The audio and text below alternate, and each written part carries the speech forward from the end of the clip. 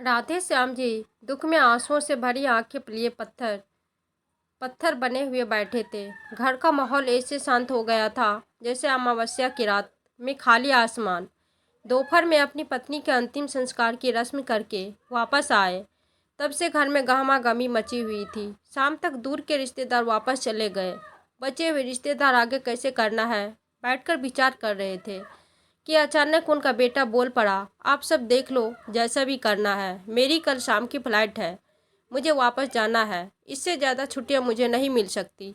और अब वैसे भी तो जो होना था वो हो गया। मेरे यहाँ बैठे रहने से माँ जिंदा तो नहीं हो जाएगी। राधे श्याम जी के बड़े बेटे की इन बातों से ने सबको हैरान कर दिया। राधे श्याम जी के दो बेटे हैं, बड़ा बेटा राज और छोटा बेटा राहुल।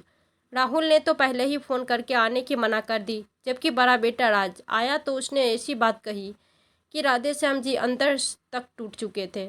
कुछ दिनों में सब रिश्तेदार चले गए और घर केवल राधे श्याम जी और उनका नौकर सोनू ही रह गए। उदासी से घिरे राधे श्याम जी आज अपनी पत्नी को याद करते हुए डायरी लिखने बैठ गए। रेखा, तुम्हारे स्वर्गवास होने के बाद मैं इतना अकेला हो चुका हूँ, ये शायद तुम नहीं समझ सकोगी। तुम क्या गई, मेरी दुनिया और इस घर की सारी चीज़ें वीरान हो गए। कितनी तेज रफ्तार दुनिया है ये। यहाँ बेटे के पास अपने बूढ़े पिता के साथ बात करने तक का समय नहीं। हमारे बेटे हमें छोड़कर चले गए, लेकिन उनके जाने के बाद भी हमारे मन में अपने आप को समझा लिया। फिर भी हम एक दूसरे के साथ खुश थे। लेकिन तुम्हारे जाने के बाद अकेलापन मुझे काटने लगा। डायरी में अपने हालात लिखते लिखते राधेश्याम जी की आंखें फिर से भर गई। जीवन से थके शरीर के बूढ़े और उदास आंखों को राधेश्याम जी कांपते हाथों से साफ करने लगे और फिर अपने जीवन के पिछले सफ़र बारे में सोचने लगे कि कितने खुश थे जब उनका बड़ा बेटा जब राज अमेरिका जाने के लिए हवाई जहाज़ में बैठा था। राज ने इंजीनियर की पढ़ाई की थी। उन्हें अमेरिका में थोड़ी सी और पढ़ाई करनी थी और एक दिन अमेरिका की जानी मानी कंपनी में इंजीनियर का पद पाकर वह हमेशा के लिए रहने लगा। 2 साल बाद राज जब भारत आया तो शादी करके अपनी पत्नी भी साथ ले गया। राज के अमेरिका सेटल होने के साथ साथ ही उसके छोटे भाई राहुल को भी वहां जाने का शौक चढ़ा। वह भी भारतीय लड़की से शादी करके अमेरिका चला गया और वहीं व्यस्त हो गया। दोनों बेटे अपने घर गृहस्थी में रह गए। अब घर में केवल राधेश्याम जी और उनकी पत्नी रेखा रह गए। वे किसी प्रकार अपनी जीवन साथी चल रहे थे, आराम सहारे और की तलाश करते। दोनों वृद्ध दंपति अब तो यह सोचने लगे कि कहीं उन्होंने अपने बेटे को विदेश भेजकर कोई सारी भूल तो नहीं कर दी। एक दिन रेखा जी रात को सोने गई और फिर कभी जाग ही नहीं सकी। सोते हुए ही दिल का दौरा पड़ गया और वो सदा के लिए अपने पति को अकेला छोड़कर चली बसी। पत्नी के चले जाने के बाद जब राधेश्याम जी बिल्कुल अकेला ही नहीं बल्कि पूरी तरह लाचार भी हो चुके थे। हालांकि दोनों बेटों को उनकी मां की मृत्यु की सूचना दी जा चुकी थी, लेकिन दोनों ही बेटों ने जवाब दिया, पिताजी, हमारा आना अभी संभव नहीं हो पाएगा। आप माँ का अंतिम संस्कार करवा दीजिए। बड़ा बेटा तो अपनी माँ के चौथे तक आ गया, लेकिन छोटा बेटा नहीं आ सका। अपने अकेलेपन तंग आकर एक दिन राधेश्याम जी ने अपने बड़े बेटे को भारत आने का आग्रह किया। बेटा, तुम तो जानते हो मैं कितना अकेला हो गया हूँ। तुम्हारी माँ के बिना मेरे घर एक पल भी मुश्किल थे गुजर रहा है। यह घर तो जैसे काटने को दौड़ता है। तुम लोग वापस भारत आ जाओ। तुम्हारे इस बूढ़े बाप को अपने के साथ ही ज़रूरत है। रुआवसी आवाज़ में राधेश्याम जी बोले। उनके बड़े बेटे राज ने कहा, पिताजी, अब हमारा भारत आकर रहना संभव नहीं। इस तरह का आधुनिक रहन सहन हमें वहाँ नहीं मिलेगा। राधेश्याम जी भी समझ चुके थे कि उनके बेटे के विदेश रीति रिवाज के बंदी बन चुके। अपने बेटे की दलील सुनकर राधेश्याम जी के किसी भी बेटे से दोबारा वापस आने के लिए न कोई आग्रह किया, न ही कोई जिद। उन्हें अब चुप्पी साध लेना ही उचित समझा।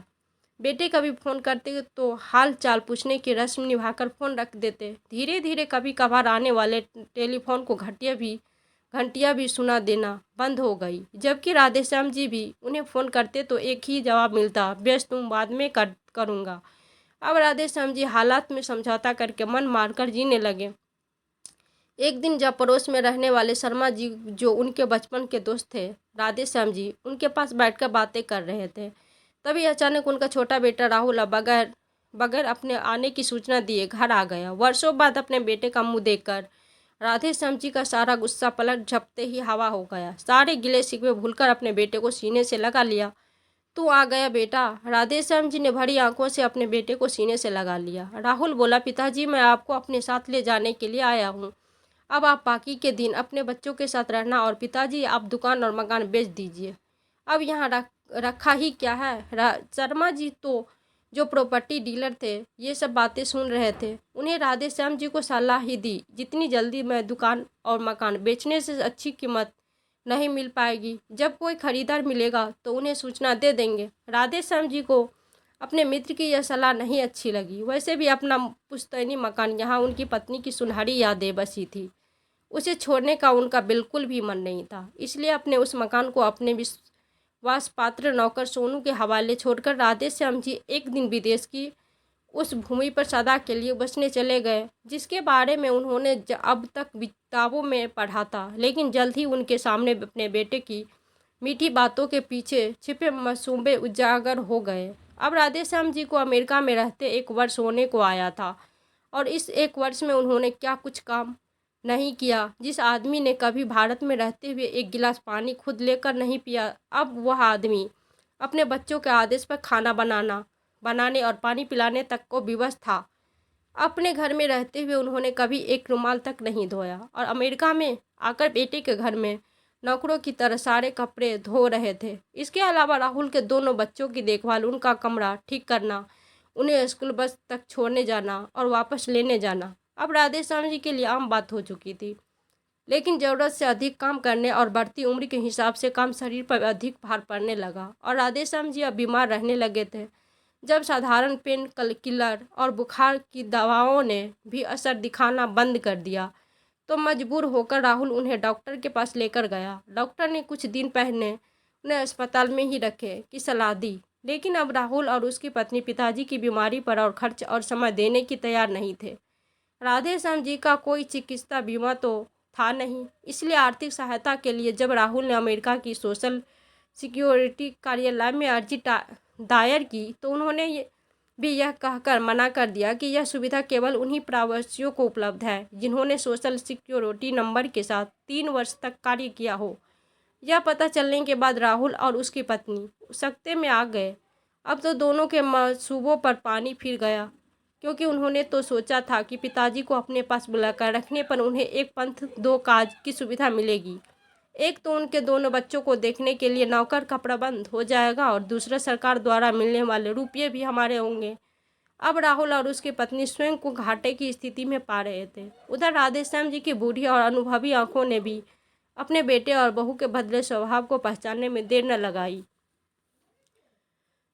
वे समझ गए कि अब उनके बेटे बहू के घर रहना उन दोनों के लिए बोझ बन चुका था। उन्हें समझने में देर न लगी कि राहुल का अचानक से भारत लौट कर आना और उन्हें अपने साथ अमेरिका ले जाना मत प्रेम और अपनेपन का एक झूठा दिखावा था। सच तो यह था कि उन्हें अपने दोनों बच्चों की देखभाल के लिए किसी नौकर की ज़रूरत थी और जब वे बीमार रहने लगे तो बूढ़ा लाचार बाप बेटे वो के लिए बोझ बन गया। एक दिन उन्होंने राहुल से कहा, बेटा मेरा यहाँ रहने से कोई मतलब तो निकलता नहीं है, बेहतर होगा कि मुझे भारत भेजने का प्रबंध कर दो।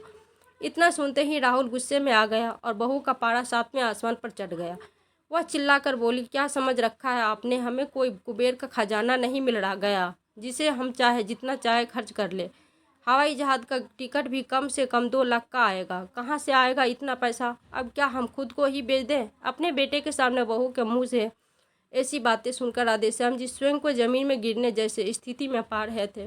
फिर राहुल की तरफ देखते हुए बोले, तो मुझे राज के घर ही भेज दो, कम से कम तुम पर तो ज़्यादा भार नहीं पड़ेगा। इस पर राहुल अपनी पत्नी से भी अधिक झुंझलाता हुए बोला, मैंने बड़े भैया को फ़ोन किया था, लेकिन भैया भाभी दोनों में से कोई भी आपको रखने के लिए तैयार नहीं है। उनका कहना है कि मैं ही आपको लेकर आया हूँ, तो इस मुसीबत को केवल मैं ही जानूँ। राज के मुंह से ऐसी अनहोनी बात सुनकर राधेश्याम जी अपना माथा पीटने लगे। वे समझ गए थे कि किसी को उनसे कोई सरोकार नहीं है। फिर उस घड़ी को कोसने लगे जब बेटे की बातों में आकर उन्होंने अपना देश छोड़ा था।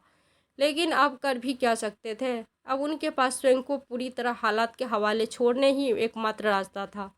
लेकिन राधेश्याम जी बहू की आंखों में खटकते हुए थे। आते जाते वो उन्हें तिरछी नज़र से देखती रहती।